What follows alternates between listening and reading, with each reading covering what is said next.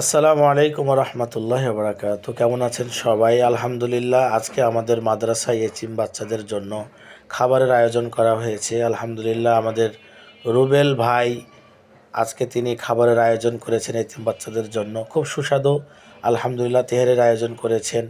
আলহামদুলিল্লাহ, আয়োজন রান্না হয়ে গেছে। এখন আমরা আমাদের রুবেল ভাইয়ের নেক উদ্দেশ্য এবং তার মাইয়্যিতদের জন্য দোয়া ও মিলাদের আয়োজন করেছি। ছোটো ছোটো বাচ্চারা আলহামদুলিল্লাহ মিলাদ ও দোয়া করেছেন আমাদের রুবেল ভাইয়ের জন্য এবং তার সাথে আসা মেহমানদের আত্মীয় স্বজন সকলের জন্য। এভাবেই আমরা আলহামদুলিল্লাহ মেহমানদের জন্য দোয়া করে থাকি। তারপর পরে আমরা ক্যান্টিনে চলে আসলাম। বাচ্চাদের খাবার প্রস্তুত হয়ে গেছে।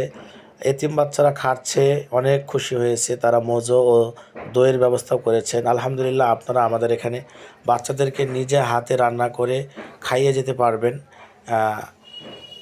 আলহামদুলিল্লাহ, বাচ্চারা অনেক খুশি হয়েছে। সকলে ভালো থাকবেন। আসসালামু আলাইকুম ওয়া রাহমাতুল্লাহি ওয়া বারাকাতুহু।